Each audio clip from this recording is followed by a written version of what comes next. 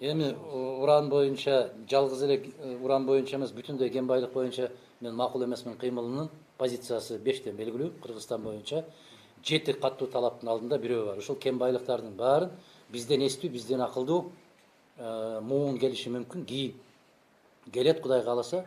Мына ошолор келгенге чейин мунсуз жашап келгенбизби? Кадамжайдын алтынысыз, Шамбисайдын алтынысыз, же болбосо Солтон Сарысыз жашап келгенбиз го. Ошол сыяктуу эле ураны жок деле жашап келгенбиз. Мына Майлуу суу шаарында Союздун мезгилинде ошол уранды алып, ошол Союз күчтүү мезгилдеги калдыктарын аябагандай каттуу бекиткенин карабастан бир жылдар болду, аябай кооптуу болуп, ачылып кетип, анысы жанагы сайга түшүп кетип, ошол сыяктуу бул маселе оор. Мен Ысык көлдөгү чыгып аткан элдин талабына 100% кошулам. Туура маселе көтөрүшүп атат. Биринчиден, баягы комиссия түзүлдү деп айтып атканы менен бүгүн 24 KG ушундай сурамжылоо жүргүзгөн экен го.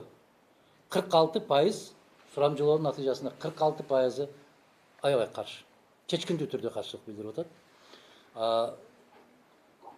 25% ошону лицензия бергендерди отургузуп коюу талабын коюп атат. Демек, экөөнү кошкондо дээрлик 70% киши бүгүнкү күндө караманча каршы.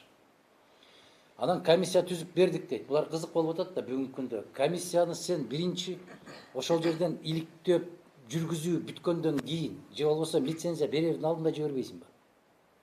Анан биз бул айылдын тургунун, тиги айылдын тургунун киргизип койдук комиссияга дейт. Ал айылдын тургундары уран боюнча эмнени түшүнөт? А бизде Илимдер Академиясы эмне? Уктап жатабы? Бизде химия институту бар. Бизде физика институту бар. Бизде биология институту бар Илимдер Академиясында. Алар эмне кылып жатат?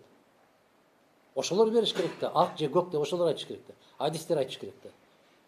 Мына нерсе бүтүндөй бүгүнкү күндөгү бийликке элдин ишениминин кеткендиги бул бир. Экинчиден, комиссия кандай курамда куралышы керек? Ага кандай кесипкөй инсандар кириши керек? Ошону билбеген өкмөт жыргатабы бизди? Дыйкан, малчы, жылкычы, же болбосо ошол жерде жанакы өрүк менен жан багып жүргөндөр, дыйканчылык менен, жер менен багып жүргөндөр урандын кандай зыян тийишин каяктан билет алар? Анан ушул айылда мынча кишини кошуп койдук. Эмне дегенди түшүндүрүп атат?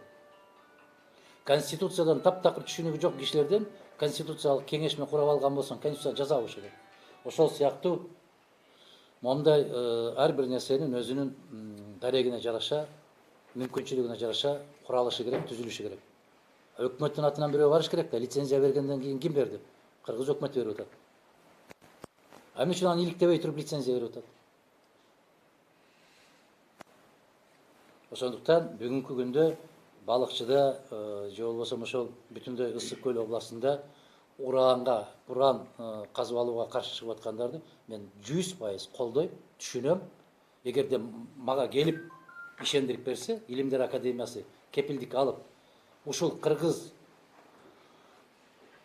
керемети болгон, көзүбүздүн жашындай болгон Ысык көлгө зыяны тийбейт. Биздин Ысык көл өрөөнүндө дыйканчылык менен жашап аткан негизи эле өрүк менен жан багышат. Мына ошол жерде тургундар да айтып атат. Аларга зыяны тийбейт, кепилдикти мойундарына алса, бул башка маселе. Анан райондун акимине тоңдугун кошуп койдук. Анан берки балыкчынын мэрин кошуп койдук. Алар эмнени билет? Алды саттыдан башка эмнени билет? Мен каршымын. Бул биздин мен макул эмесмин деген кыймылдын эң күчтүү талаптарынын бири.